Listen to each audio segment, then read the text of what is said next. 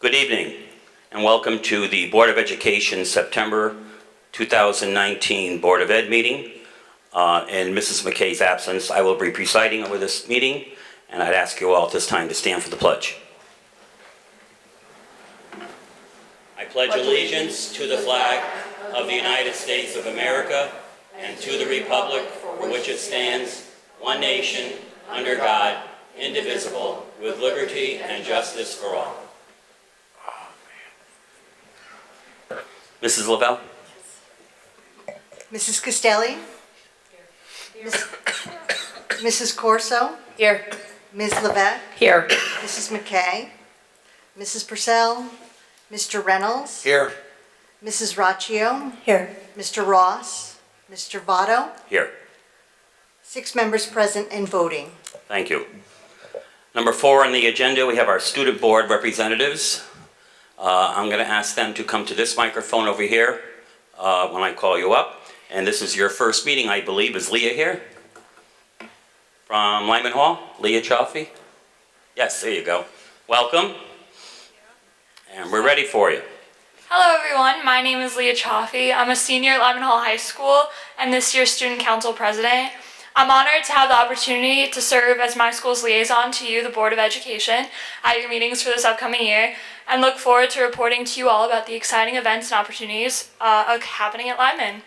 The fall time is always busy in every department and there seems to be something going on every day, so without further ado, let's get started. There's a lot. From our administration, Lyman Hall is now participating school in the Sandy Hook Promise Initiative. It's a training program to know the signs of gun violence and take preventative measures against it. There will be assemblies for each grade within the next month, as well as individualized training sessions for counselors and small group sessions within advisories. Mr. Corso held the first PTAC meeting last week, and the class of 1969 will be visiting in honor of their reunion and will be guided in a tour by Mr. Corso. Lyman Hall will be hosting its open house this Wednesday, September 25th, and evening conferences for parents will be on October 3rd. From our counseling department, PSATs for grades 9, 10, and 11 will be administered on October 16th.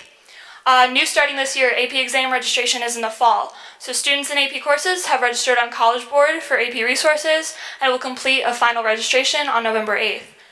8th graders will be coming to Lyman Hall to tour the school to prepare for high school within the next month.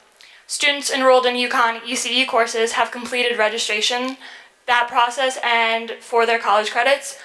Counselors are meeting with all students for goal setting on Naviance, and they're meeting with their juniors and seniors for post-secondary planning. And Lyman Hall's financial aid night will be this October 8th.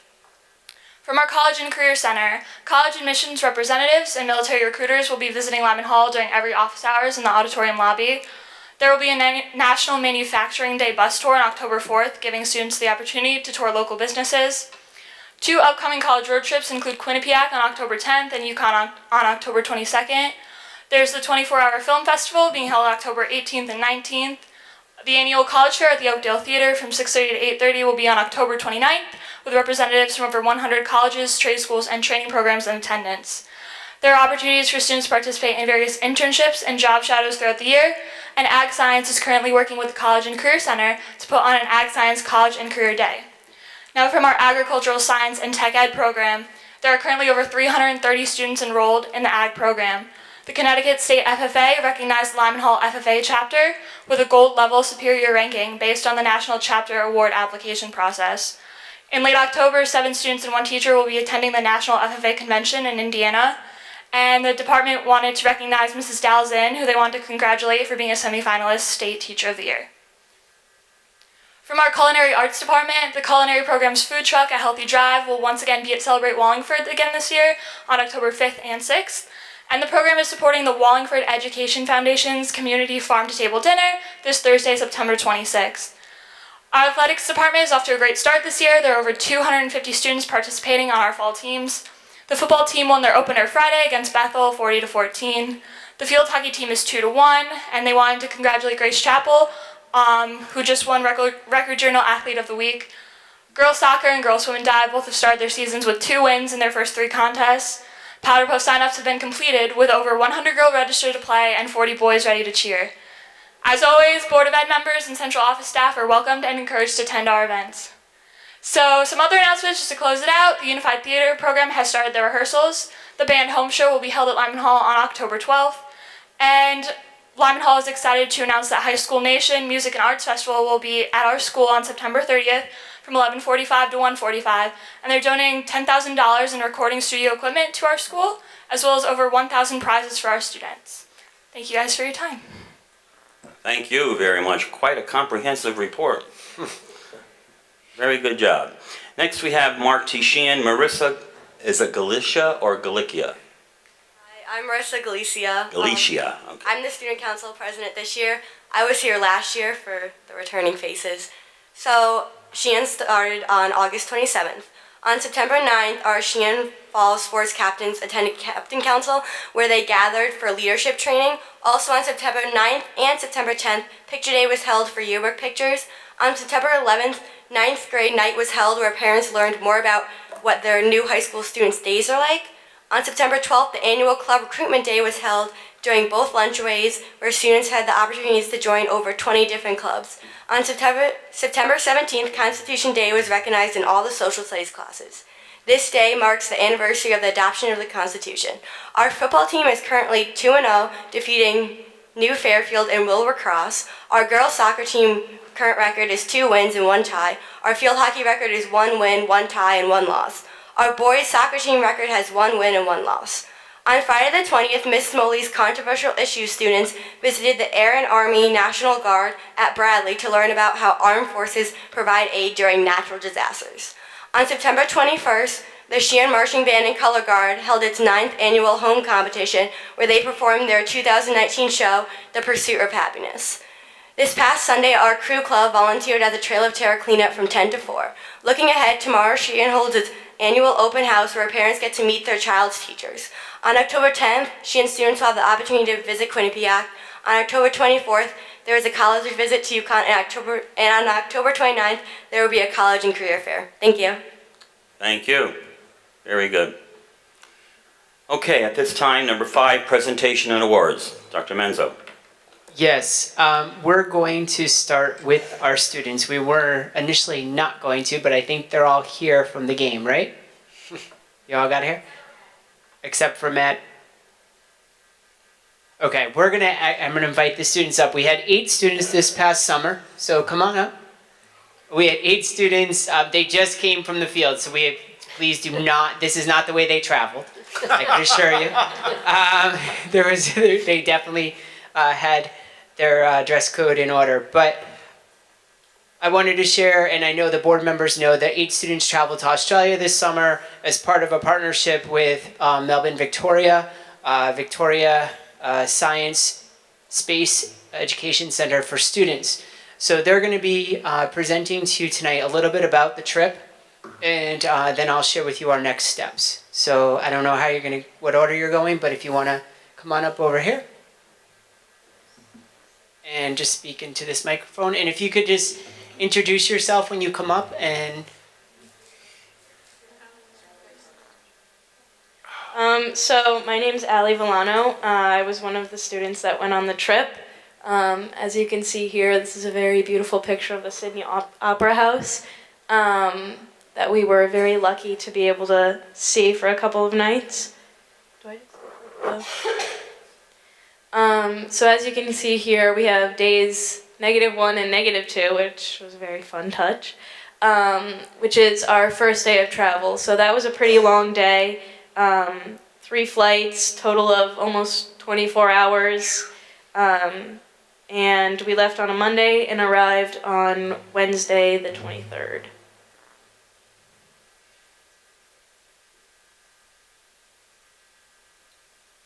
So the first morning that we arrived in Sydney, we kind of took the day and took in some of the sights in the area. So we went on a ferry boat ride of the harbour where we got to see the Sydney Opera House, and we went down to Manly Beach area and we walked around and we saw some places in Sydney.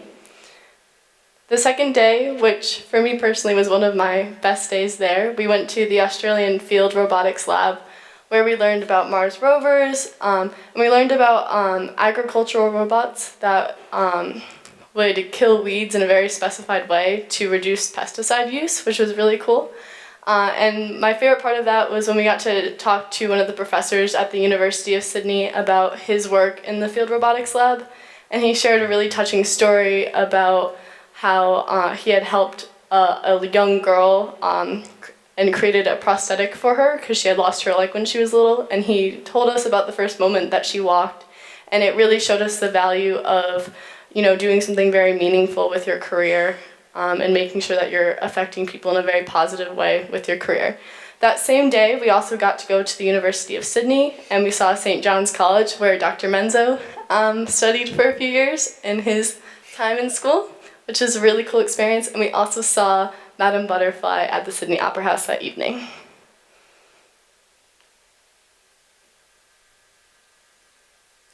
I'm Mia Mills, and on day 3, Friday, July 26th, we went to the Sydney Wildlife Reservation, where we were able to come face to face with koalas, kangaroos, animals you wouldn't see on an everyday basis, and people like us would never really experience unless we had this kind of opportunity. After that, we went just sightseeing, touring around Darling Harbour, and we really got a feel for people's everyday lives, their culture, living conditions there, and just experienced what people, again, would never really see if they weren't a part of this.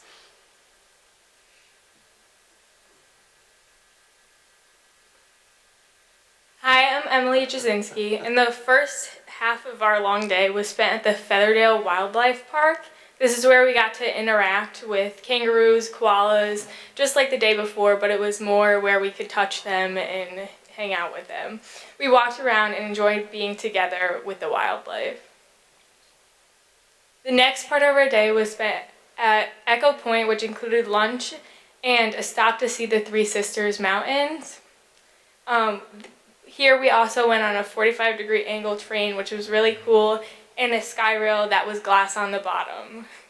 We all kind of freaked out a little bit, but we made it through. We all had an amazing day that day.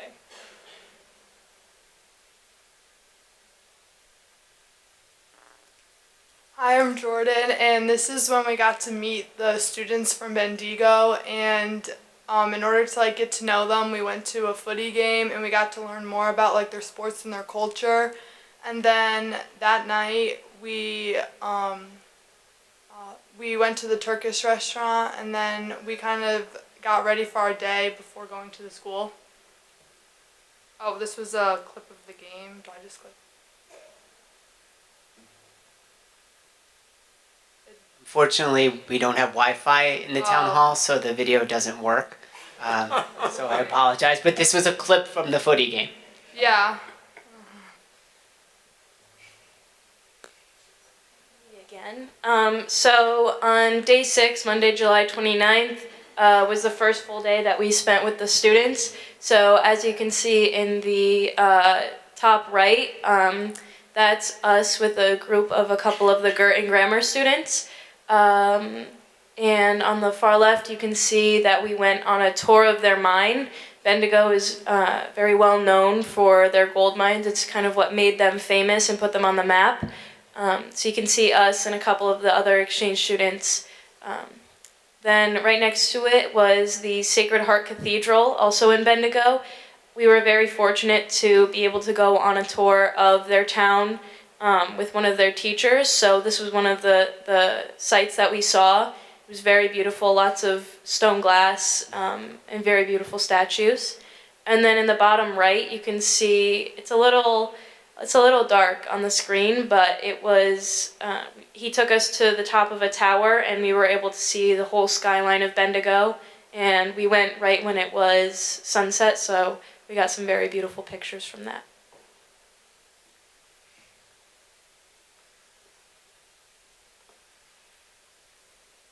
So on the 7th day, we headed to the Australian Parliament, where a member of their House of Representatives actually took us on a tour of their Parliament building.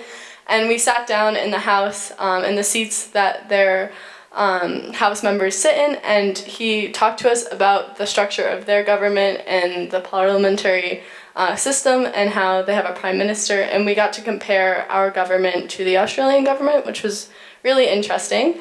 And then that same House of Representative took us on a tour of the Shrine of Remembrance. And at the Shrine of Remembrance, we learned about all of the people in Australia who had fought in wars over the years. And he actually took the time to connect it back to our daily lives and discussed how Australians fought along with American soldiers in Iraq and Afghanistan, which I thought was really interesting to see the collaboration between our two nations. And that tied really well into what we did that afternoon, which was when we went to the US consulate.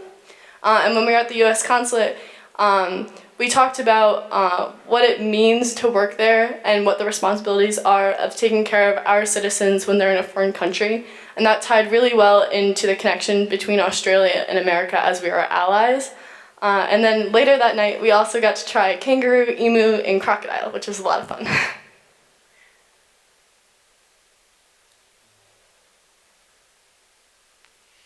Okay, so I'm Gretchen Sipes, and on day 8 we went to the Swinburne University Design Thinking Workshop, where we got to tour the campus a little bit and see what Swinburne looked like, but we also went through a challenge where we had to come up with a problem that we faced in our morning routine, and then we had to find a solution.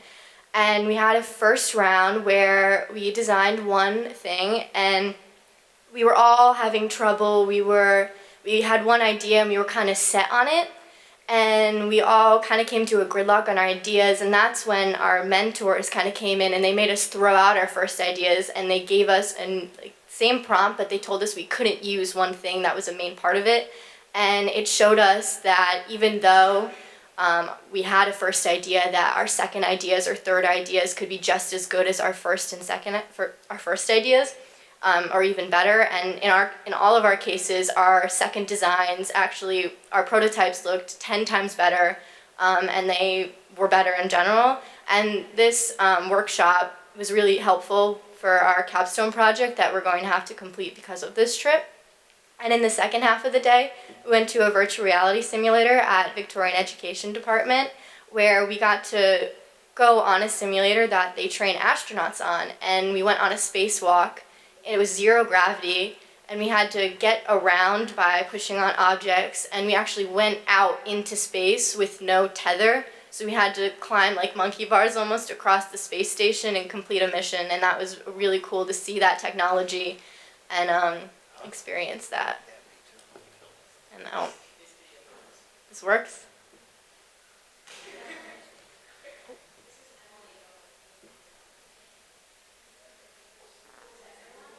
It's a lot of people.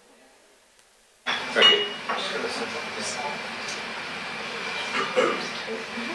So if you unscrew them all the way, you should be able to open that up. Like the other side. There you go.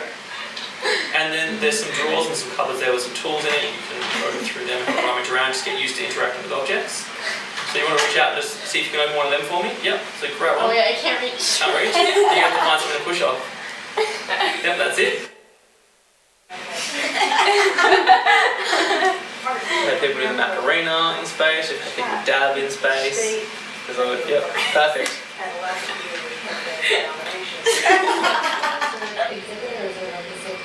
So the camera's on the left side of your belt, here where your waist is, or down by your waist, that's it. And the universal pistol grip, which is currently the drill, that's on the right side for when you need that. Fantastic. Now, you've got to hold on with your left hand, so don't let go, and then using your right hand, get the drill, and use that to unscrew the knuckle. Perfect. Very good. So if you unscrew them all the way, you should be able to open that up. Like the other side. There you go. And then there's some drawers and some cupboards there with some tools in it. You can go through them and rummage around, just get used to interacting with objects. So you want to reach out and just see if you can open one of them for me? Yep. So grab one. Oh yeah, I can't reach. Can't reach? You have to find something to push off. Yep, that's it. Perfect. So grab onto one of those glass. Perfect. So if you look to your right for me, and you let go with your right arm. Yep, hold on your left. Fantastic. You can move yourself around. That's it. Cool.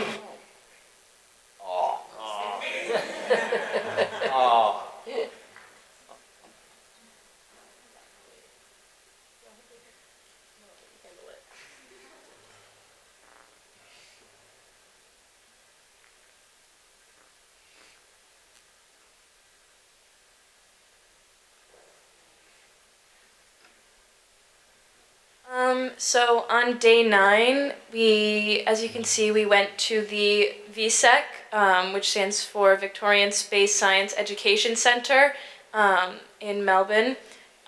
This was very, very unique and kind of one of the focuses of our trip. We met a group of students there and we split off into 2 groups.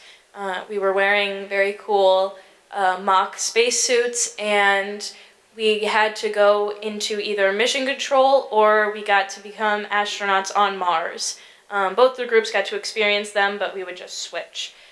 So originally we were in mission control, and when we were there, we had to not only monitor the astronauts on Mars, but solve diagnostic problems that would come up on the screen. So they were either math problems, logic problems, but we would have to solve them before we were really able to go back and help our astronauts further their mission. There are many different roles in mission control, which we learned, and all of them have to work together towards the common goal and make sure that everyone stays safe. So while it seems like you may have a small job, everything comes together to ensure the safety of the astronauts. And the second group got to go on Mars. You got to put on another spacesuit, boots, gloves, a headset which you were able to contact your specific mission control people with, and a helmet you got to wear. So we were then put onto Mars, and we each had specific jobs we had to do. There were chemists, physicists, biologists, and many other jobs that we had to do. Some had to find rock samples, some had to detect radiation, some were in charge just to keep everyone safe while physically on Mars, and it was overall a very positive and very unique experience. And to be able to connect with a second group of students was extremely special and truly a once-in-a-lifetime sort of thing. Well, hopefully until we build it at Yalesville. Sorry, this is day 9 continued. So as you can see in the far left picture, that was in mission control. So these were some of the outfits that we had to wear. They were gray jumpsuits, and we each got a headset that we were able to contact the people on Mars with.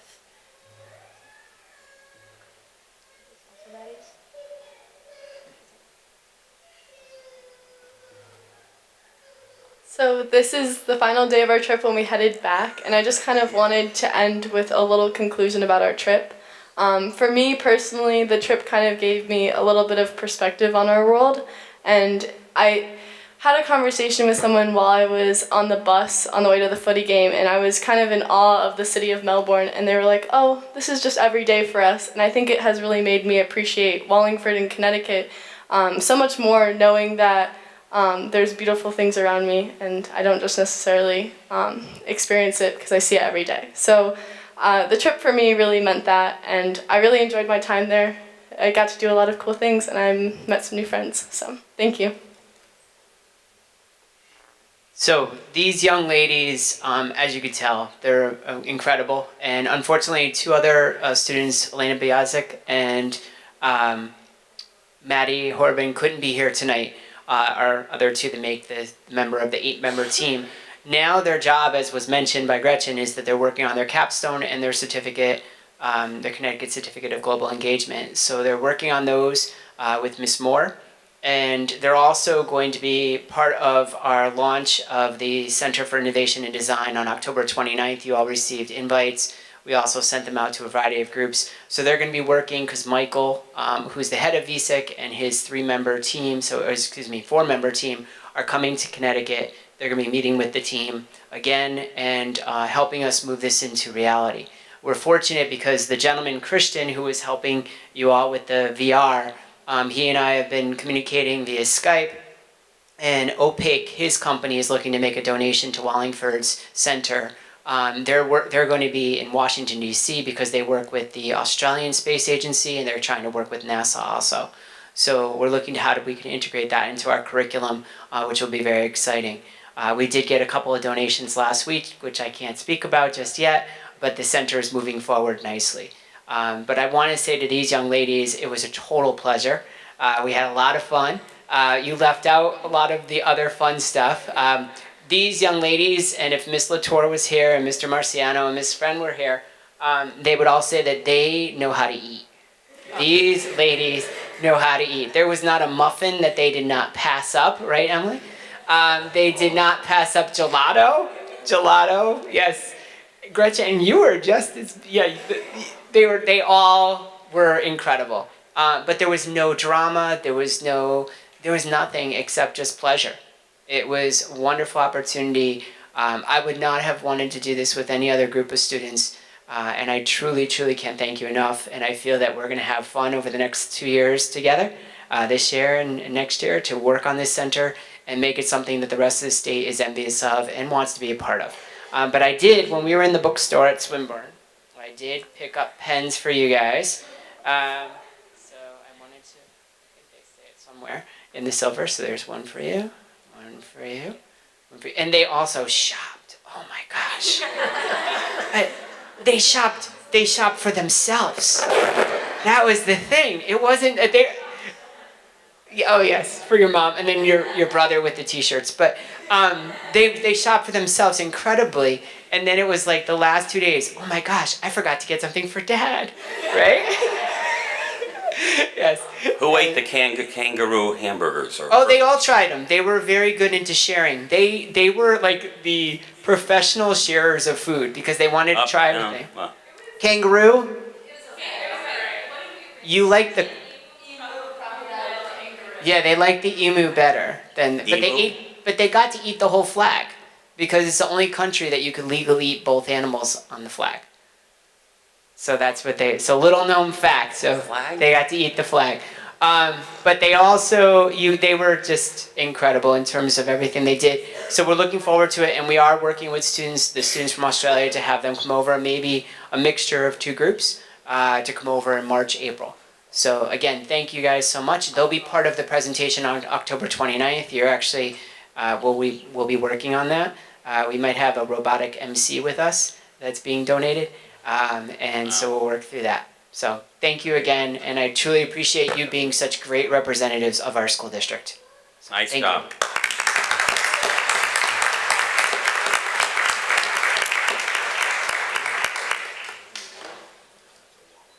All right, at this time, I'm going to invite Mr. Votto and Miss Lizzie to come up. We're going to recognize our paras of the year, our para-educators of the year, and our teachers of the year for the district.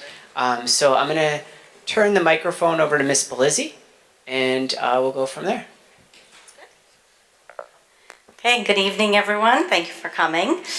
Tonight, we'd like to recognize and honor our building level paraeducators and our teacher of the year, in addition to our district paraeducator and district teacher of the year. I'd just like to say we'd like to thank you for the role you play in shaping our students' lives into young adults that they are becoming so quickly before our eyes. Your positive influence and guidance assure us that our students will make the most of their education and become productive members of society. So our respect and admiration for all you do as educators cannot be expressed in words. You make an impact on the lives of the students in your class, and they're going to remember you for many, many years to come. So thank you for being such a supportive and positive role model for all of our students. So to begin, I'd like to start with our paraeducators of the year at the building level. So when I call your name, if you can come on up. I'd like to start with Highland Elementary. We have Stacy Yodelson.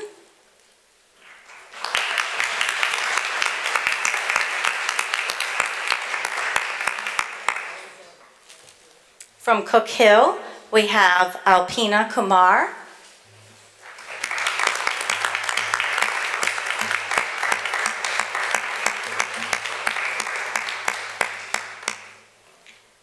From Rock Hill, we have Doreen Volpe.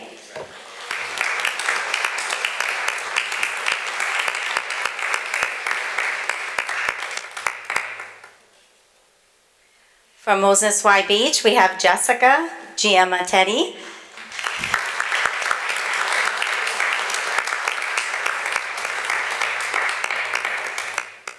And before I announce the Paraeducator of the Year for our district, I just want to honor as well and just mention our paraeducators that were not here this evening. We have Barbara Tiedemann from Parker Farms, Deb Foley from Pond Hill, Kelly Aurora from Mary G. Fritz, Sharon Urquhart from Dag Hammarskjöld, Christine B. from Moran Middle School, Deb Pace from Lyman Hall, and Donna Werther from Sheehan High School. So unfortunately, they're not. And finally, I'd like to honor and recognize our District Paraeducator of the Year, Connie Sporloza. And she's from Stevens Elementary School.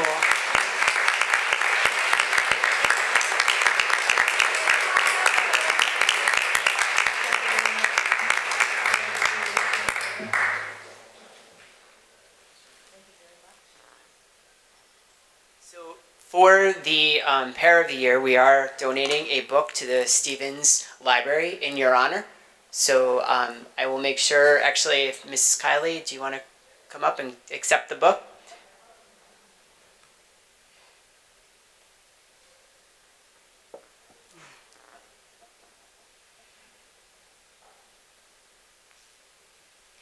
Congratulations to all of you. Wonderful job.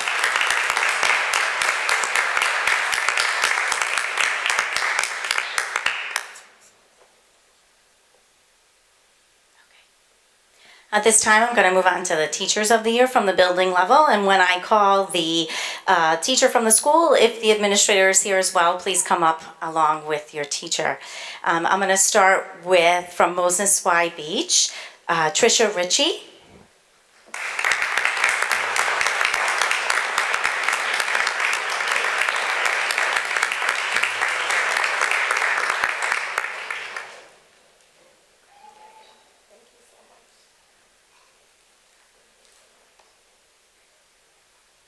From Highland Elementary School, Alana Rashba.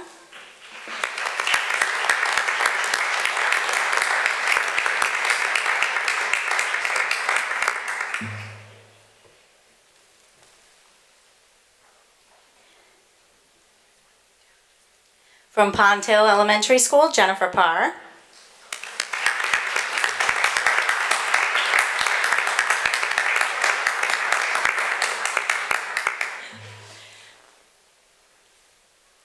Rock Hill Elementary School, Amanda Hurst.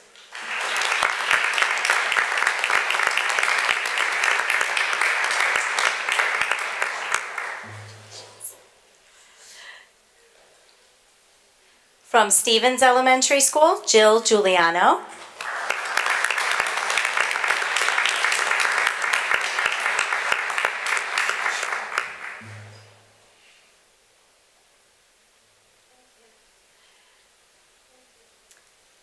From Mary G. Fritz School, Michelle Riley.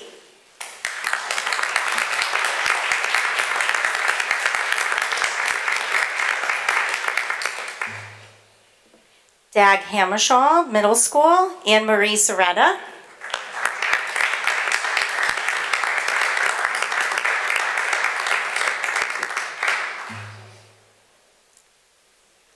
From Moran Middle School, Margaret Esterheld.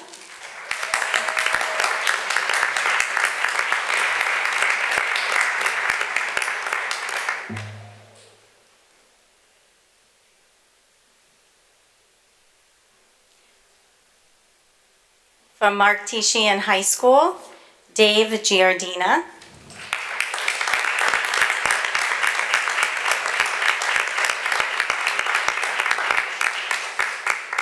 And I would like to mention as well, two of our teachers who are unable to make it tonight, from Cook Hill School, Nate Milbrandt, and from Parker Farms Elementary School, Lisa Ficini. And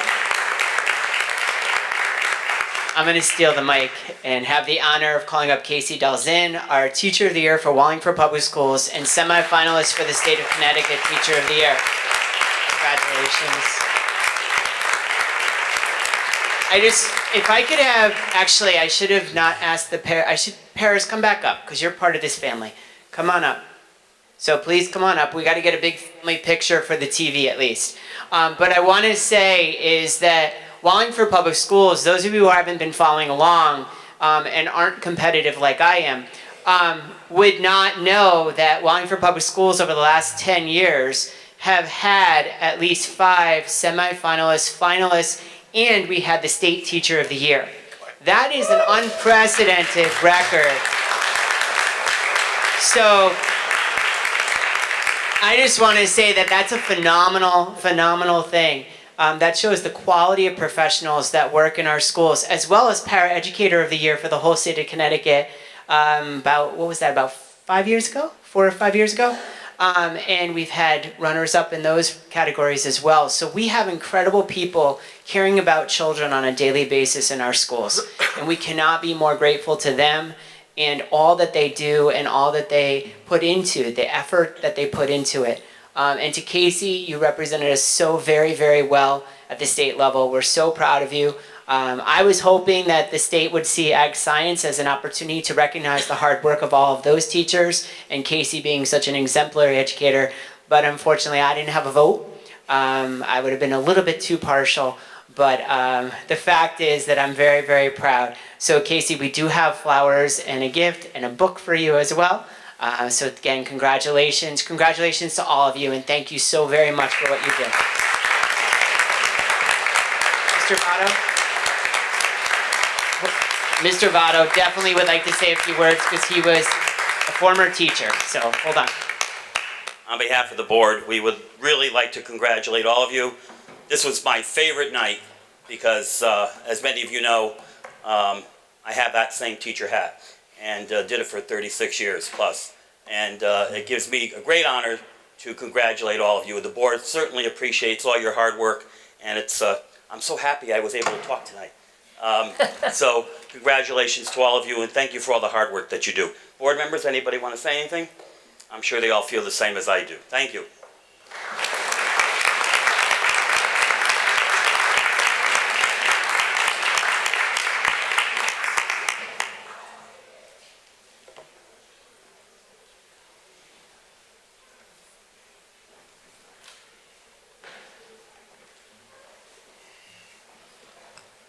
Okay.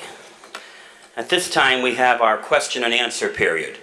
So if there is anyone who has a question for the board, they're welcome to come up to the microphone. And if those of you who would like to escape at this time, this is your time to do so, as Mrs. McKay would say. Or you can hang around and listen to the rest of our meeting.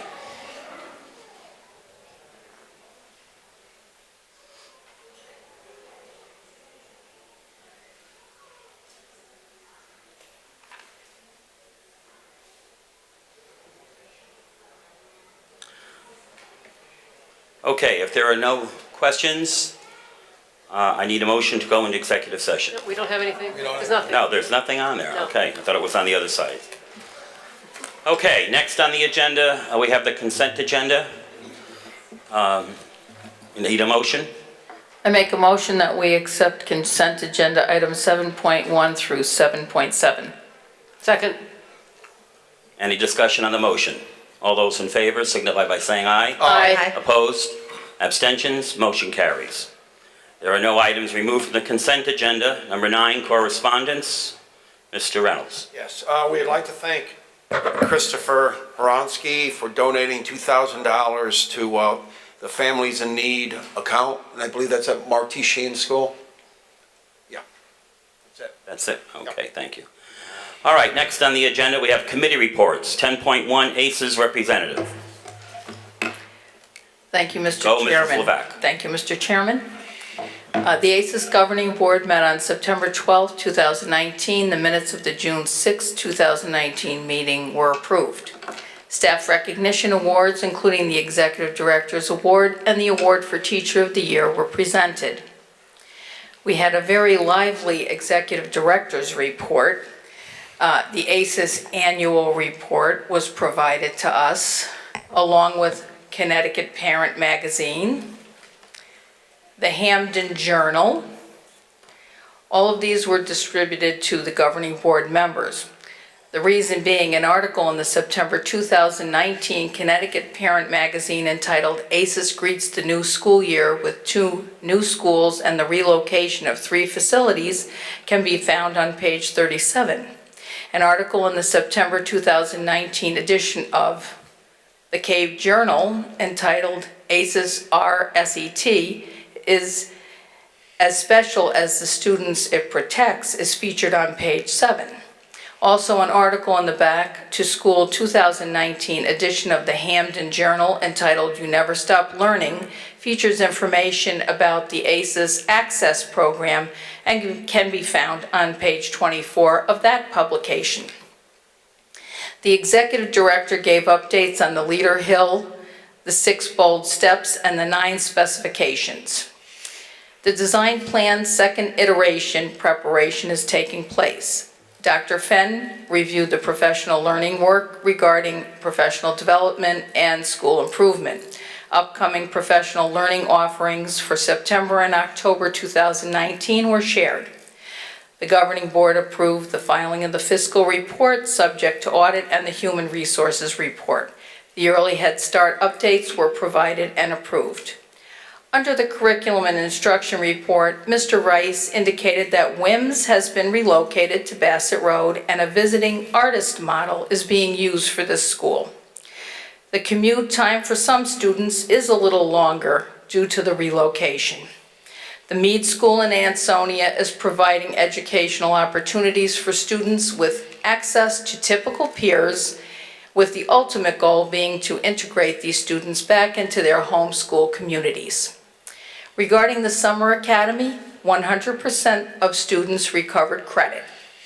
Under new business, the governing board approved the 5-year grant application for continued funding of the existing Early Head Start program.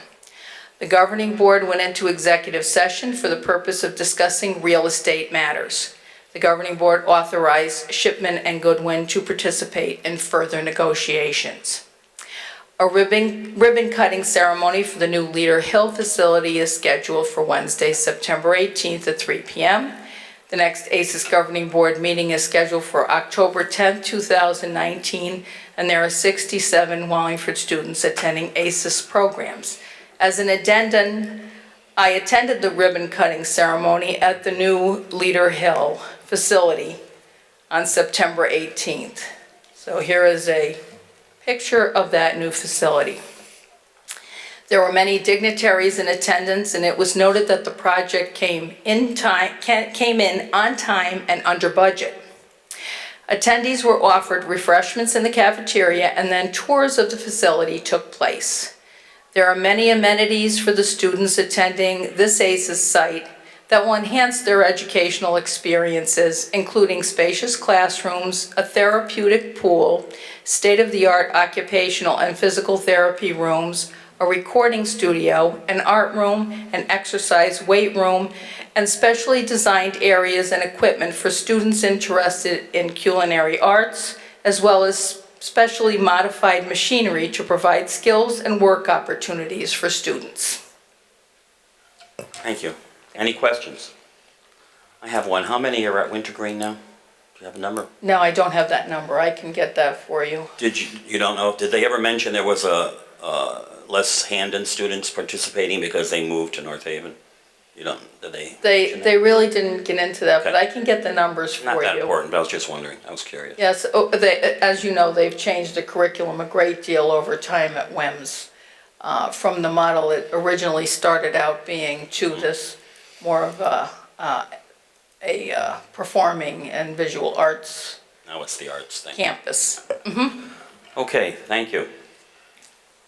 Number 10.2, School to Career Think Tank. No, you go. You do a much better job.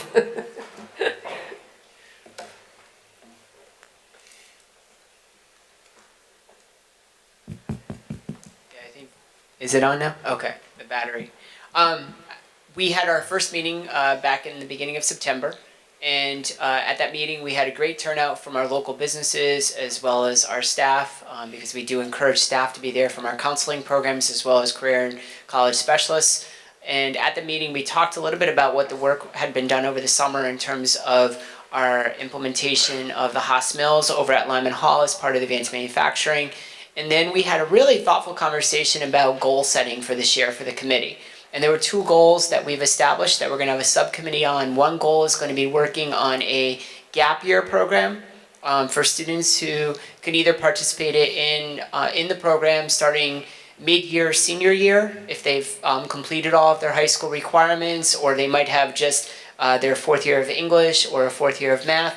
That would get them an opportunity to get into exploring business, exploring careers at a deeper level. And it doesn't mean that the student would not be going to college or university, but it would give them that experience at a deeper level before they go to college or university. The second gap year program is for students who graduate at the end of their 4 years, and we offer, in collaboration with potentially community college, an opportunity for them to get some credits upon graduation, but then also have deeper internship job shadowing opportunities. We had established a program. It was about 5 years ago. We were in the process of establishing it. I have all the documentation. We actually advertised it. We had about 5 students who were interested, and then Middlesex went through its transition where they moved out of Meriden and they moved back to Middletown. And so unfortunately the program wasn't able to move forward. So we have a good skeleton, which is good. But it was very exciting because it came up from the businesses. That was not brought up by us whatsoever. That was brought up by one of our participants from Hobson and Motzler, which is a business that moved to Wallingford a few years ago and also has a business in Northford. So that was one of our goals. The second goal is to work with our local businesses on completing a template that we've been working on in collaboration with actually the Australians to really look at local businesses and identify what layers of jobs do they have in their business that our students might have access to either upon completion of high school, upon completion of 2 years of college, upon completion of 4 years of college, and looking at that and monetizing what those jobs can offer students in terms of salaries, but also benefits. What is the career path? So I took it upon myself this summer to create this document that we're going to go over with the group and make sure it fits for everybody. And then we're going to start filling it out. And we're going to start populating that and then offering that to families, not starting at high school, but starting at middle school and upper elementary school. So people could start seeing that these are jobs that they're careers. They're not jobs. They're careers that can lead you in a really forward momentum without debt and have incredible earning potential. So the group was very excited about that. We did have the head of the New Haven Manufacturers Association at our meeting, Jameson Scott, so it was nice to have him there as well. So we're looking to have a subcommittee meeting in the next couple of weeks that people have signed up to come to talk about those two topics. I do just want to add one thing. I just want to point out the incredible dedication of these businesses in town to really work with the school system and come up with programs that are going to work for these kids to be able to leave school and, if they so choose, immediately go into the workforce here in Wallingford. And kudos to all of those companies that show up at these meetings and really participate and offer great ideas for us to take forward. It's just incredible. Thank you. So very true, Mrs. Costello. Okay, 10.3, PTAC update. We had our first PTAC meeting system-wide PTAC meeting of the year last Tuesday, which was preceded by Monday night's first system-wide special ed PTAC meeting, which I hear was a great success. Our new special ed director, Amy, who is here tonight, Amy Turner, was in the head of that, and there was a great turnout. It was a very thoughtful conversation, a lot of great questions, a lot of dialogue, so we're very pleased with that. At the system-wide PTAC meeting, we kind of picked up where we left off. We're a well-oiled machine in terms of the level of participation. I think there were all but 2 schools not represented that evening. One had open house, so it was difficult. So we had a good turnout. We talked about the Parent Choice Awards. Those are coming up again, and so we were very pleased at the number of nominations. There was over 100 nominations for Parent Choice Awards, so we were very excited about that. It's very unique to Wallingford, so we're pleased that we're doing that. We talked about the calendar for the year and some topics that we'd like to discuss over the course of the year, ranging from the strategic plan to social and emotional issues, structured literacy, a variety of topics for parents to come out and talk about, and then bring back their local PTACs to talk about them as well. So it doesn't just stop at the system-wide, but it gets brought back to the local PTACs as well. So it was a well-attended meeting. They are looking to do a promotional campaign, so to speak, and I received this morning, it got sent late last night, but I didn't look at it till this morning, a video from a parent who had some suggestions, because we're looking to do short little, it was the recommendation of the group to do little short videos at PTOs and PTACs to explain why do people volunteer and what do they get out of it for volunteering. So they're pulling that together, and we'll hopefully have that. We were hoping for the event for the Parent Choice Awards. If we can't have it for that at that event, we'll definitely highlight it at a board meeting or some other events that people see it. Okay, thank you. Go ahead. I just want to compliment Ms. Turner about her presentation at the Special Education PTAC, because it was very well done. She went over page by page the individual education program plan for each student. It was like IEP 101, and just because some of the paperwork that parents are expected to go through and understand, and it's a new kind of a language with all the acronyms that they need to know. It was very, very helpful for parents and those of us who are more veteran in looking at an IEP to go page by page and look at each section and what it means and how it should be filled out and what types of goals and objectives should be there and how they're measured. And it was just an excellent presentation, so I think that should be noted.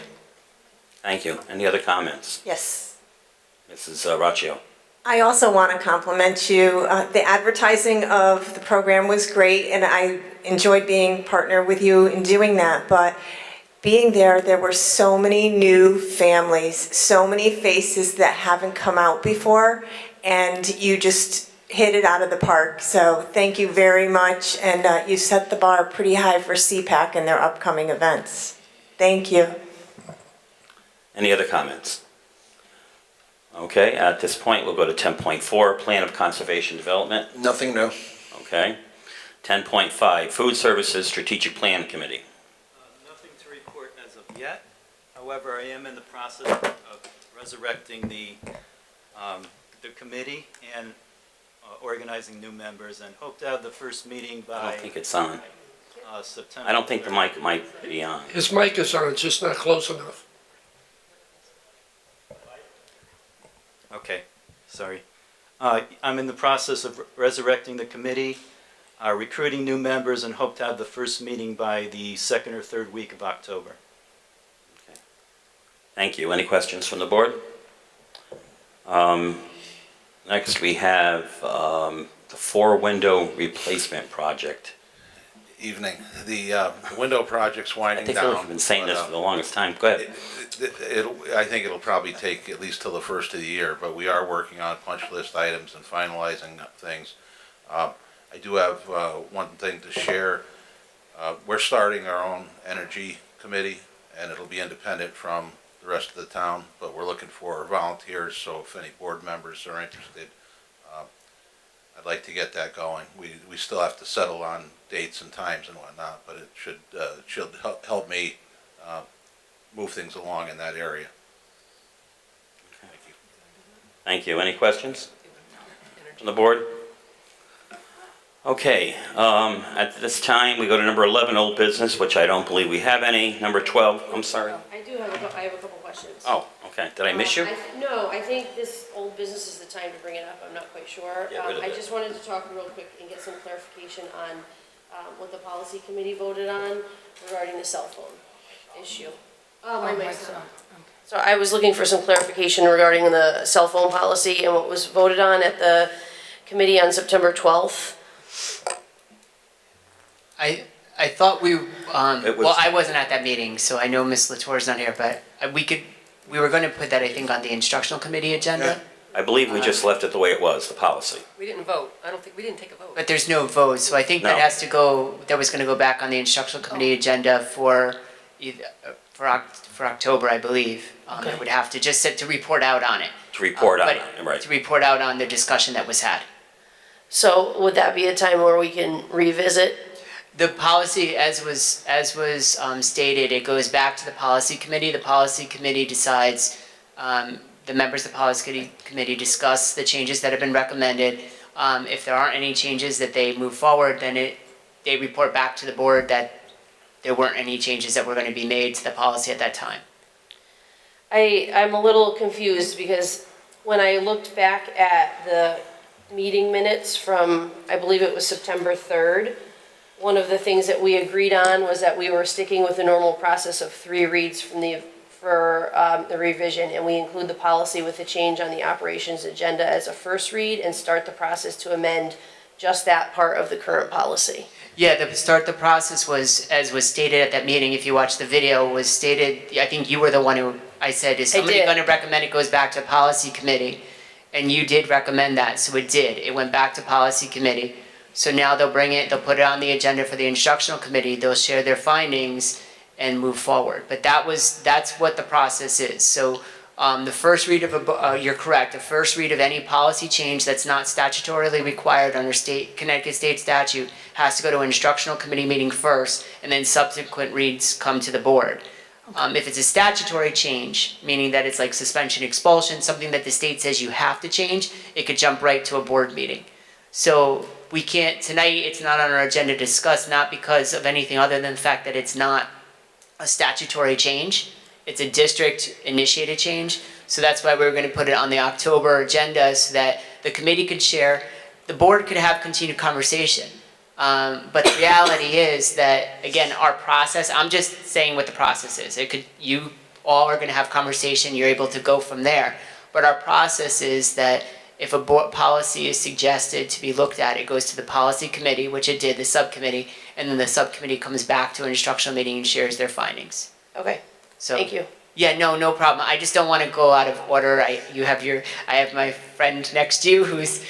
And I believe, correct me if I'm wrong, but we did not make any other changes. It's the same policy that we voted on. But again. So it still will follow the process, but I just want you to know, there were no changes made. Yeah, so it'll go back to the committee. You could discuss it more. The board can discuss whether or not they want to, again, that was from the policy committee, so it goes back to that group. The group could discuss it. If 5 members want to make a change, and the 5 members could vote to, they could make that motion. You can go back to voting. But coming out of the policy committee, what we're hearing tonight is that they didn't make any changes. However, it comes back to the board again, but at an instructional committee meeting. So again, it's not a dead issue, but it's not. You know what I'm saying? Mm-hmm. I just can't do it here. I mean, just to add, what we voted on that night. We didn't vote. No, I'm talking about here. He's talking about the August 26th Yeah. board meeting. Okay. All right, that was returned to us, and we are going to move that along, right? Yeah, that's the We did not recommendation. make any changes. Right, so that's what we're recommending. That's what you're saying tonight, is that that's the recommendation, but it goes back to the board, to instructional, Yes. to have the board discuss it, and then no decisions are made at this meeting, but at that meeting, because we have to follow our own policy. That's right. So it will be on the October instructional committee agenda. It'll be either the operations or instructional, just because remember, we have the school improvement plans, I believe Ms. Latour mentioned. So as long as we do it at a committee meeting, we're following our policy, which is important since we're talking policy. Okay. I would like to see it at our next 2 committee meetings. Yeah, we can make a That's note of my that. opinion, but, Yep. Thank you. okay, instructional committee. Um, I didn't see that. Sorry, Mrs. Raccio. No problem. Dr. Menzo, could you also look on the website and just make sure that it's the first time I've seen policy committee meetings posted on the website. And in one area it calls it meeting minutes, and in one area it calls it agenda, and there's different language in there that if you could just review and make sure that that's, because I don't believe there's consensus or votes taken at that, and the minutes kind of reflect. But it's a subcommittee of the Board of Ed, subcommittee at which the meeting. is in the policy that we can have subcommittees Oh, yeah. without, You have subcommittees. right. Yeah, so I can take a look at what you're I suggesting. think we talked about, did we talk about minutes at the last one? Yes. Yes. Minutes? Well, I was going to say that there's a new, I don't know if it's state mandate or within the town, we have now got to publish minutes from every committee meeting. Yeah, and we're just following the. Right. We're following what we're supposed to do, but I understand what Ms. They're not going to be as Rocchio detailed says. as our Board of Ed meeting. You're not going to get verbatim stuff. It's going to be very general Yeah, information it's about what like was the town discussed. council minutes, they're appropriate, but they're not, in depth. Right. Because the good news is, again, we're posting everything, it's open to the public, all those meetings, so. Okay, any other questions? All right, Mrs. Corso, Instructional Committee? Thank you. So 12.1, our presentation of our annual report. Yes, you received it in your packet. This goes to the mayor. We have to have it to him, I believe, by October 1st. So this will be sent to him, and then it goes, I know it goes on our website. I'm not sure if it gets to the town website, but I know it goes on our website. We'll get that up by the end of the week, working with Ms. Veyu. So again, we follow the same format as we have done in the past. We want to be consistent, so if people are reading this from a year-to-year basis, they can follow the same format. I think that just one thing I'd like to say is that we continue, as was mentioned earlier by Ms. Costelli, we continue to get incredible support from our local businesses and our local community. The interesting thing, though, is also, which I saw some head nodding in a positive way, when we talked about getting students to maybe make different decisions upon graduation, you'll see that our percentage of students going to a four-year college has dropped. However, we have more students who are, a greater percentage of students who are choosing to go into employment or going into technical schools and apprenticeships. So the good news is that it's not where those students are, we're losing those students, but we're actually beginning to guide them potentially into something that's going to be more of a better fit for them, or provide them a better lifestyle initially after high school with a career path. So that, I see that as a positive. I know some people might read that and see that as a negative, but as an educator, that's something that we've purposely tried to work with students and families to see that. And that's a real credit to our career and college specialists, as well as our high school counselors. They've done a great job, our school counselors, in really working collaboratively. So I just wanted to mention that. Our graduation rates, the confirmed graduation rates, I have not gotten from the state of Connecticut, but the unconfirmed ones, we're moving in a positive trend. So we continue to increase or maintain, which is important. Our competitive grants, we were up this past year, which I think is always exciting to see. And again, there's just a variety of highlights. For those watching at home, you can go to our website at the end of the week, and you can take a look at, and what we should make a note of doing is send out an e-blast for parents with the link on Friday so they can go to this as well. But it really goes through all the curricular initiatives and the work that's been done, professional development, human resources, as well as special education.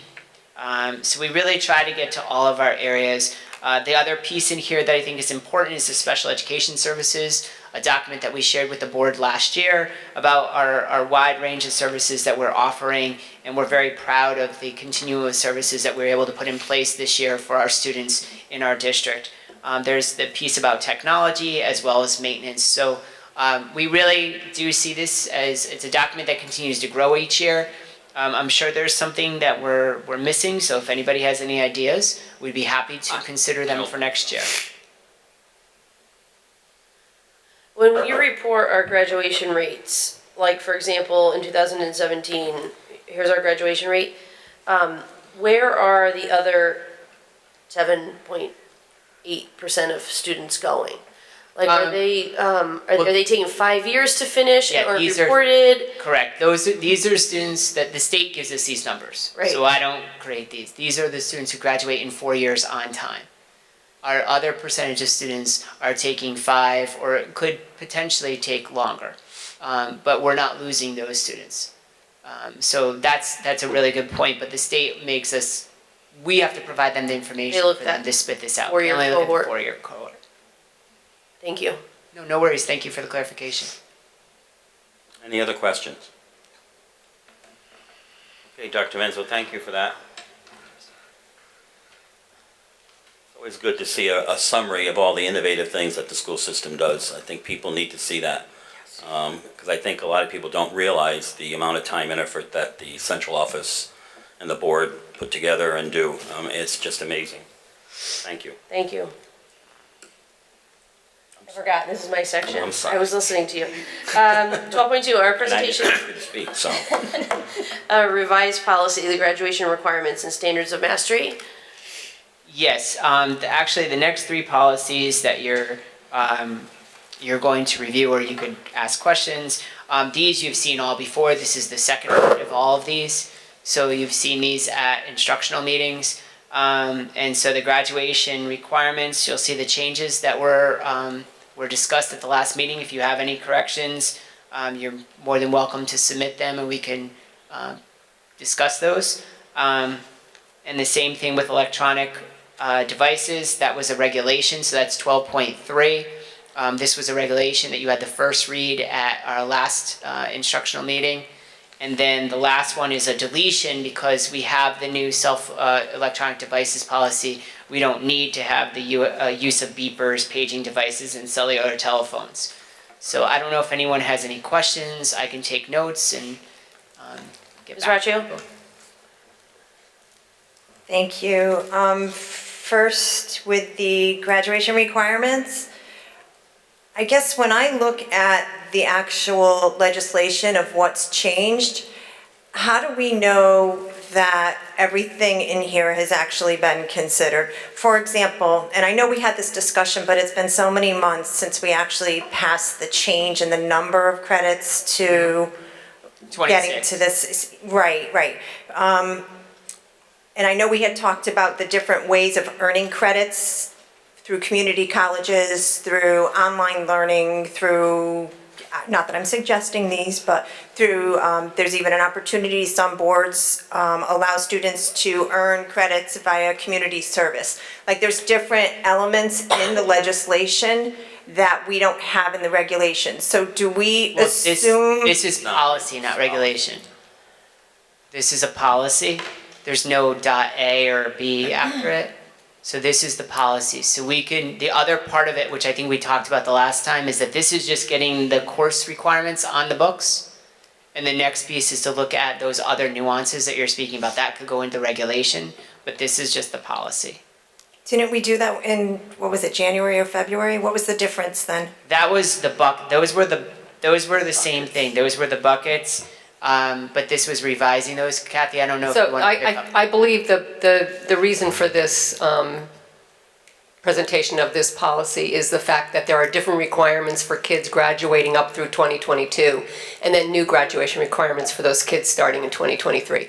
That's why we had to do this, to distinguish what the kids need to do to graduate up to 2022 and what they have to do after that, because there is a difference. And we had said last year, I remember when we had the meeting in January, we were trying to get ahead of the curve, but we knew, and we said it, I think, at that time, that we were going to have to come back, clean this up, and then get to the regulations. Because the state we were trying to move forward so we could put something out to our students when they were signing up for courses last year. Right. So we did that, and now we knew that based on, they've signed up for courses, there's no harm, no foul there, but we knew we had to come up and do some housekeeping, as Ms. Castelli just mentioned. The piece about that you're mentioning, those other nuances would go in the regulation, which that, I know we talked about at our last meeting, or we mentioned at our last meeting, we're going to be pulling together, because we already had some meetings in central office regarding, for example, some of the requirements as related to the career, the gap year? That was going to be one of the questions. Because that's why we want to talk about this. It's the internships. Right. So we wanted to look at that, but Okay. the good news is that we didn't jump too quickly because our staff just went to a state meeting, and I don't know if Ms. Corso went to the state meeting. They clarified some things about internships and how to grant credit for them. So I'm glad we didn't rush and include them in our policy, because now you would be coming back to this policy to change it, because not that they made changes, but it's a little different than I think what most people had thought were the expectations. Is that a 120, nice it was way the of putting it? 120 hour. Yeah. Yeah. So that's why we were actually fortunate, because you would have had to adopt this policy only to change it again if we had incorporated it. So we started, it was Mr. Covey, Mr. Loomis, Ms. Latour, myself met about the career opportunities in terms of the internships. We also wanted to look at the online courses, because I know that we had some language. And another area that I believe is a focus that we want to make sure we pay attention to is the independent studies, where they're able to create their own classes. I know we had adopted it many, many years ago when a student wanted to do more than two, and he had to come to the board. And I remember it was at the Ag Science Building over at Lyman Hall when we were allowed to have meetings there. That's right. And he came to the meeting and the board allowed him to petition and said it was okay. So I think we want to continue to look at those things.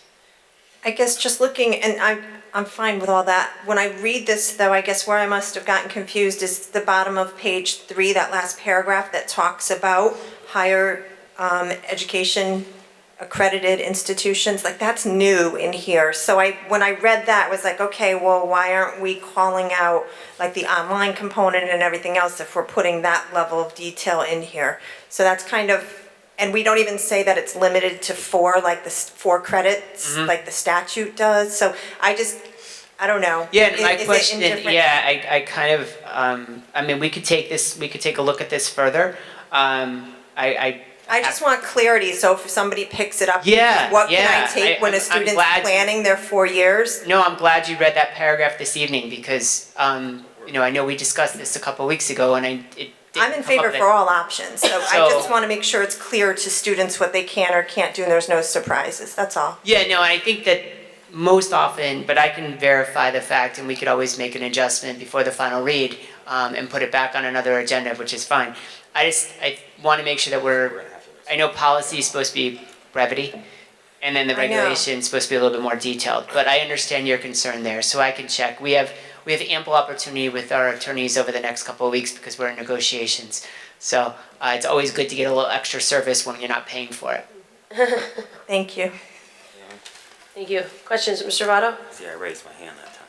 You had mentioned 3 things we were looking into: internships, independent studies, and what was the other one? Well, it's the internships College. it's the internships and independent studies. Those are the big things. I thought there was And then and the online courses. online. I knew there was something else. Sorry. Thank you. Any other questions? I did have a question on the policy 12.3.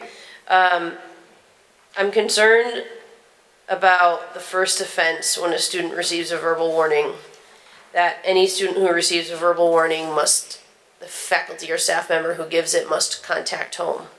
And I'm concerned that that's going to burden our faculty members and our staff members unnecessarily. So how do we go? I don't disagree with that. So I do think that that's somewhat of a challenge. But I know that the committee had discussed this, so I can't speak to that personally. I know it is a tough one, and we said this with this policy in general.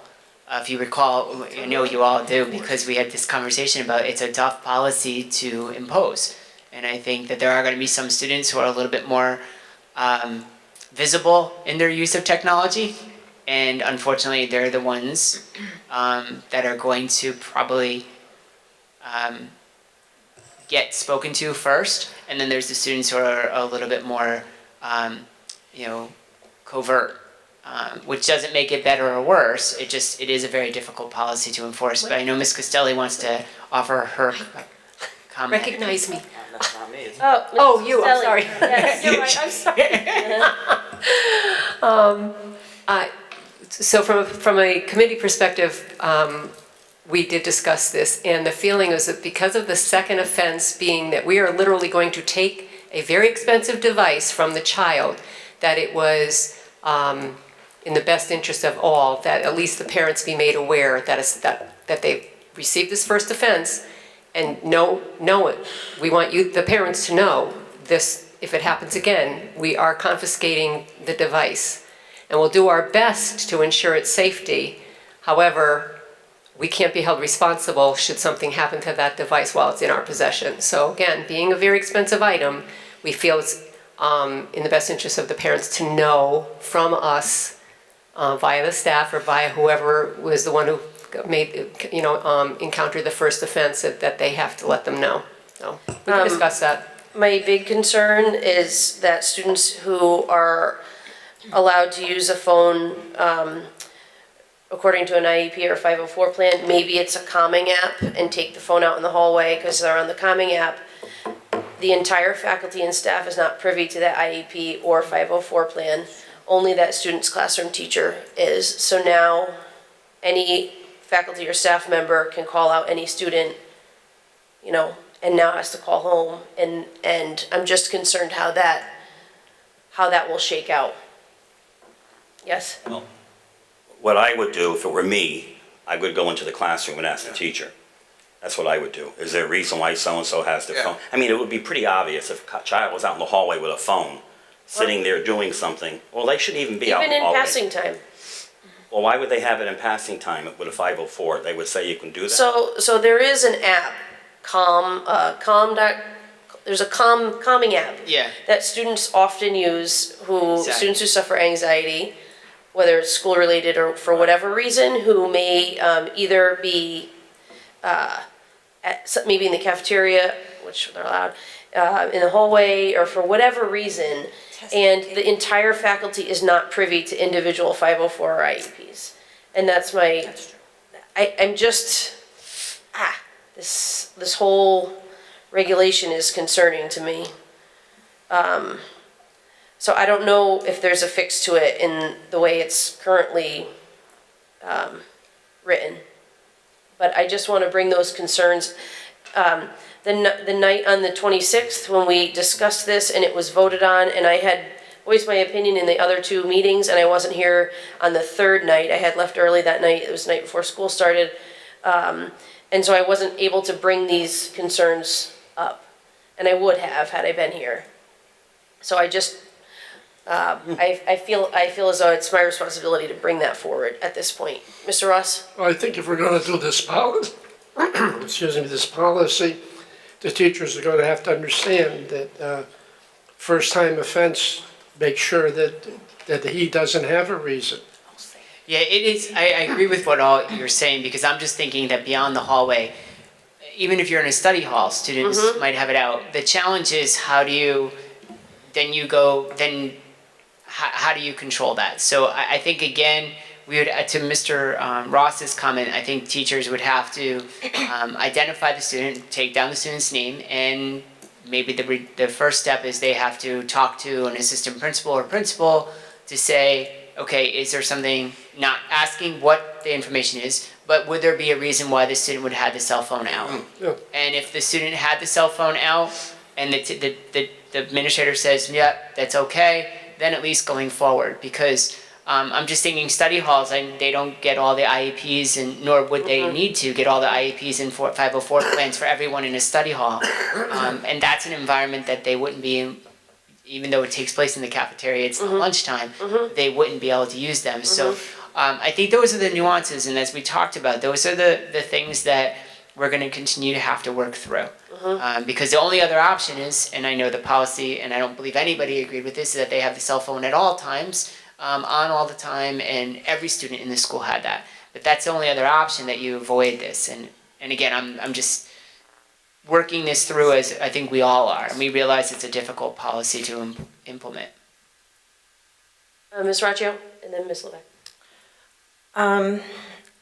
Mrs. Latour spoke last time on the first read about the fact that how would we track this information, and teachers are going to be expected to go into Power School and put tally marks in as to how many times they see the student. It'll depend on the student. So not every teacher has access to every student's That was where I was going. Power School. So that's where the communications, the assistant principal and principal would occur. Or the other option would be a school counselor, because school counselors by alphabet. So it's easy if they know the student's last name, they can reach out to the school counselor. School counselors certainly know that information.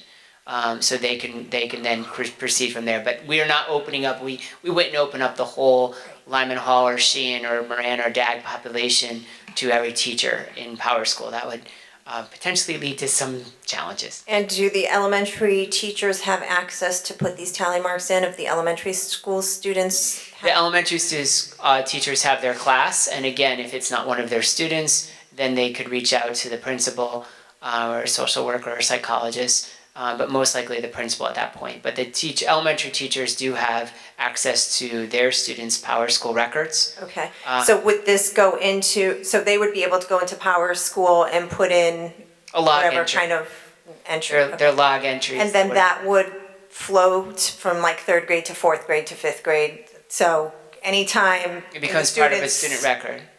Student's 12-year career with us, they have a second offense, then the phone gets taken? No, it's annual. All policies start and begin with the end of the year. So even when it comes to suspension or expulsion, we know we can't expel someone for more than 180 days. So it's an annual situation. So I'm this thinking is along not- safety plans, because safety plans are continual, so, okay. Yeah, so the thing is that it wouldn't be if it's in a child safety plan, then it wouldn't be logged anywhere, because that's part of that child safety plan.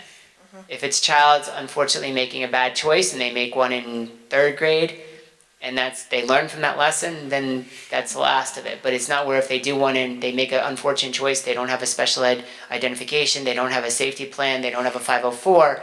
That if a child has an offense in 3rd grade and then they have another one in 8th grade and then the cell phone gets taken away in 12th grade when they do it again, it's not cumulative that way. And we will go through with the help of Ms. Vayu with what is the best way of having teachers log this, because we want to make sure that we're putting it in a place that the field we can extract from, as well as it doesn't interfere with any other data collection. Thank you, Ms. Levesque, and then Mr. Votto.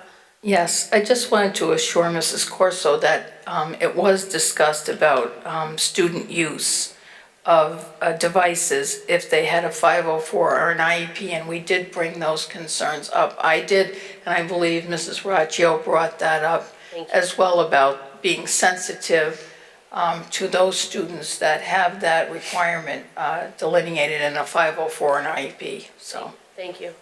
Mr. Votto?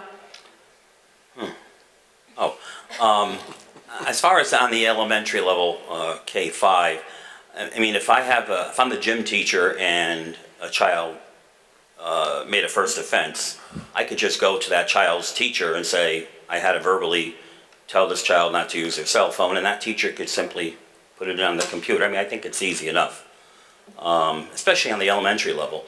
And even in middle school, I mean, you have teams of teachers that work together, so they share these things among themselves. It's the student that you don't know, that if you're an 8th grade teacher and you happen to see a 6th grade student walking through the hallway and they have their cell phone out, you might not know why. Right. The usual action of a teacher is they're going to go up politely to that student, say, you're not supposed to have your cell phone out, what's your name, what team are you on? Yeah, right. Then they're going to go to that. In the middle school, they would go to either the team leader or go to the guidance counselor for that grade level, because remember, our guidance counselors are by grade level at the middle school. They go to the 6th grade guidance counselor. This student is on your caseload. What's the situation? And the same thing at the high school. It's not perfect. I would say nobody is going to be able to write this in a perfect way. It's just not perfect. We're dealing with a lot of moving parts and pieces. We have to try the best. We don't want to burden one group over another group. We want to be respectful, we want to be responsible, and we want to teach that too. So I think we're doing the best we can, and I think it's admirable, and I think there have been some great editorials in the Record Journal, really being respectful and really complimenting the board, taking this topic on and discussing it. And I think there have been some articles also about how cell phone usage has become a challenge in the workplace. Yes. So we have a tough job because we're expected, as we all know, to make everybody perfect when they leave us after 12 years. It's not easy. Mr. Reynolds, and then Mrs. Castelli. Yeah, in my experience, and I taught at a high school, and we had similar policies.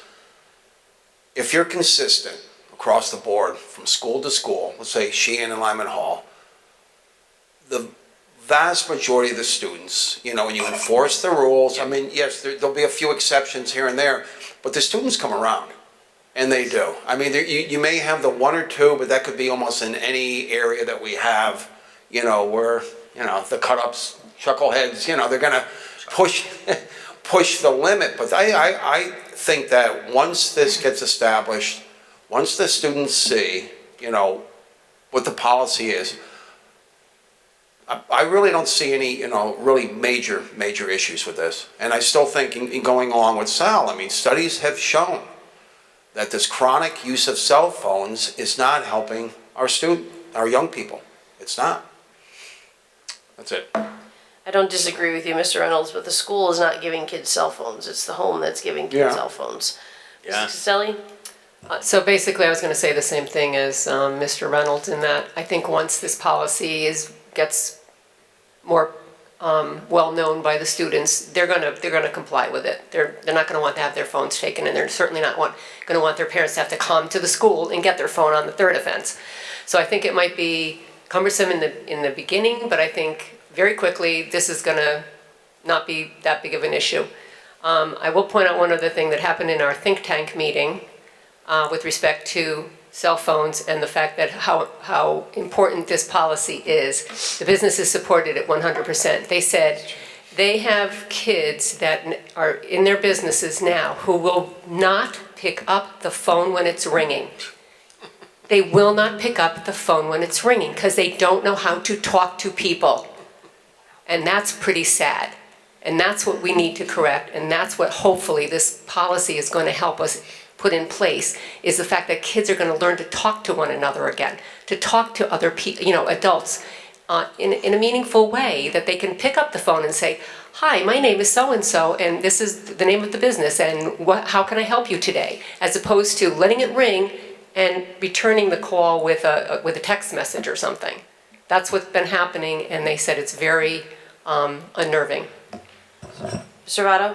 Yeah, I just wanted to add that I've heard many positive comments about the policy. And then I was with a group of kids not too long ago, and they said, Mr. Votto, you can't believe how fast lunch goes by now. I says, why is that? Because we're talking constantly. We're not paying attention to the time. Yep. They're eating and they're talking. You know, I still always maintain that there's, you know, wasn't there the middle schools with the, I can't think of the word now, the table where they put the foods, the shared table. The shared table. Wasn't it the middle schools that came out with the most, at least one of them maybe? Yeah. Mm-hmm. And, you know, what bothered me was I hope the kids they're not eating because they're too busy on their phones, and that's why more food gets put on that share table. You wonder if that's one of the reasons why. I'm just saying, you know, you never know. But anyhow, I just wanted to make the comment that I heard a lot of positive things, and I think parents overall are kind of happy about this, that I've heard from. Any other comments? No. Okay, instructional committees all set for tonight. Okay, Great. Operations Committee. Thank you, Mr. Chairman. Mrs. Levesque. Yes, thank you, Mr. Chairman. The Special Operations Committee meeting took place on September 9th, 2019. The meeting minutes for the June 10th, 2019 meeting were reviewed and accepted. The Board of Education financial report for June 2019 and the cafeteria report for June 2019 were reviewed in committee and accepted under the consent agenda this evening. The financial report through June 2019 was reviewed. The consensus of the Operations Committee was to send the financial report for June 2019 to the full board for approval. A reported surplus increase was attributed to savings in tuition, transportation, and salaries. There was a discussion as to the allocation of additional unencumbered funds. Committee members had many questions and ideas regarding these funds. It was decided that additional information was needed and this issue will be revisited. The cafeteria financial reports for June 2019 were reviewed. The food services year-to-date comparison sheet for June noted a loss of $27,102. It should be noted, however, that there were only 8 serving days this June as compared to 16 serving days the previous June. Additionally, due to retirements, there were sick and vacation days paid out. Also, additional costs were incurred due to the former food services director leaving and an interim food services director being appointed. The noted year-to-date loss is $27,901. Also discussed was the unused ROA account funds and the carryover of those funds. And those funds, Mr. Barone, that's the lunch accounts for students? Yes, correct. Okay, for clarification for folks that may be watching this. The consensus of the Operations Committee was to send the cafeteria financial report for June 2019 to the full board for approval. Under the Maintenance Facilities Update portion of the agenda, Mr. Deptula provided a 2-page handout entitled Project Summary Construction to the committee members and answered questions regarding this document and other maintenance facilities questions. Finally, the proposed adoption of the new high school medical terminology textbook, The Language of Medicine, was discussed. The textbook was made available to committee members for review prior to the meeting. The consensus of the Operations Committee was to send the proposed adoption of the new high school medical terminology textbook, The Language of Medicine, to the full board for approval. Thank you. Any questions for Mrs. Levack? Thank you. New business. I don't know if this belongs in there, but I want to say something about the weekly update that we received. Professional development. I think it's amazing the amount of programs or professional development we offered our faculty. I just can't believe the stuff that's on here. Are there a group of people who come together to do this? Is it each curriculum coordinator? It works, the curriculum coordinators work with their management teams, and then the principals are part of management teams. So it's really a hard work of the management teams, which are made up of teachers, administrators, and curriculum coordinators. So it's really a collaborative effort. Okay. And secondly, do you get an evaluation of how the afternoon went? Do you get yes, I'm not exactly sure how we're doing it this year because I know we keep evolving more to use more technology, but there is, teachers are able to fill out something? They offer feedback. I just think it's amazing, and this is Mrs. Latour's area, correct? Yeah, Ms. Latour couldn't be here this evening. She's with a group of administrators at Teachers College Columbia for a 2-day workshop. We'll extend my gratitude to her then. So I will definitely do that. We'll make note of that. Thank you. Administrative report. Yes, thank you. So some quick things. First, I would like to thank again Karen Vayu for her work that she's done this year in really going out to parents to teach them about Power School. She had a very successful workshop at SCOW. She had another workshop this evening.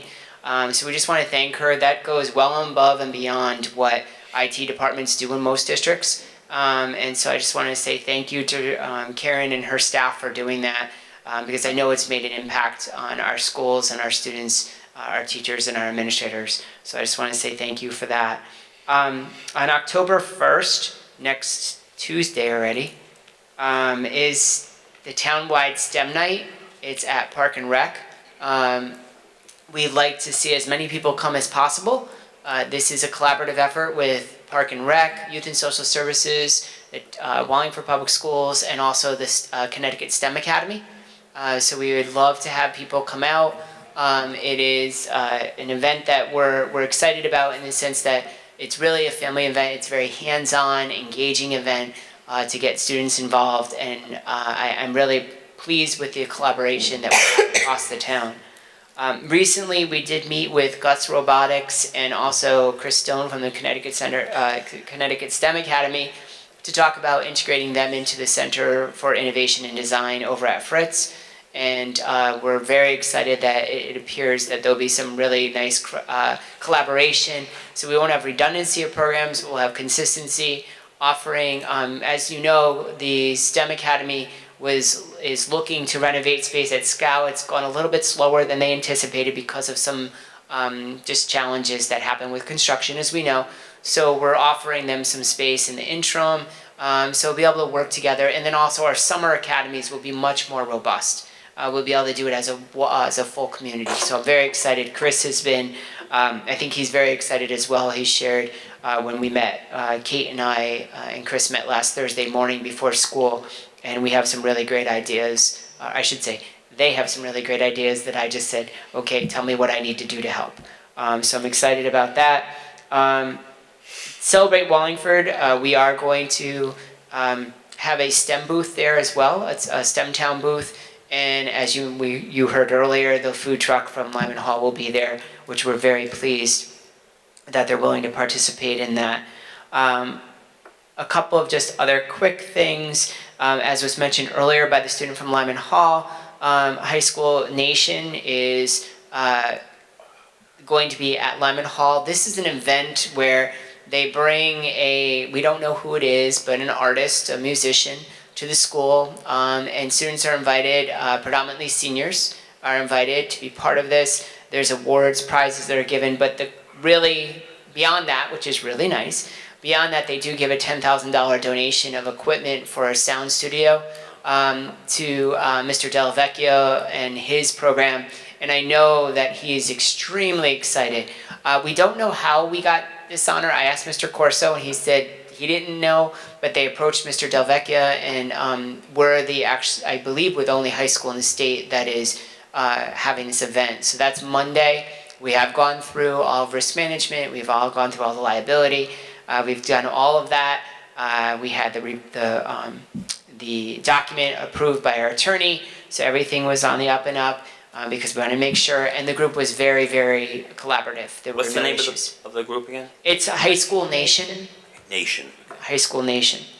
So we're very excited, and students from Sheehan will be coming over, as well as I believe students from Ansonia, I just learned today, will be coming over, which is exciting to participate. Mr. Delvecchia and the music teacher are long-term friends. Our music teacher at Ansonia High School is the assistant band director at Lyman Hall. Okay. So we don't have a marching band. For marching she band, tries that's really hard.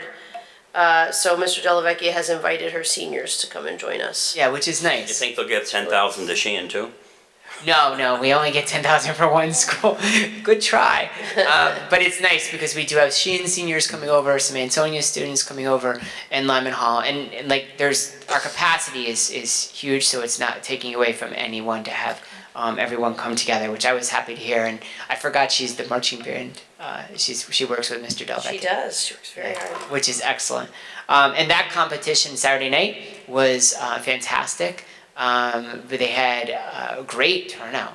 It was probably the largest turnout that I've ever seen in my 11 years here, because there were very interesting parking places that were established. Yeah, very creative, and I'm glad that nobody was ticketed. But it was interesting, and the Windjammers from the Coast Guard Academy closed out the night, and they're just always very entertaining, very professional group of young cadets. So wonderful event and very, very successful for our students and for our music parents, because those events raise a tremendous amount of funds that we don't put forward as a school district. So the one for Lyman Hall, as you heard tonight, is coming up on October 12th. It's Columbus Day weekend. And again, we hope that the weather, number one, is good, and number two, that there's a great turnout. And both football teams won this Friday night. That, I have to say, is fantastic. So a lot of the other things were brought up by the students, but again, we have a lot going on in the district, and thank you for your continued support. Okay, at this time we have announcements. Monday, October 7th, we have an instructional committee at 6:30 in the Board of Ed conference room on South Turnpike Road. On Tuesday, note the difference, October 15th, operations at 6:30, Board of Ed conference room, South Turnpike Road. And our next regular meeting of the Board of Ed is Monday, October 28th, 2019, at the Parisi Town Chambers here at 6:30. And with that said, this meeting's adjourned. Thank you.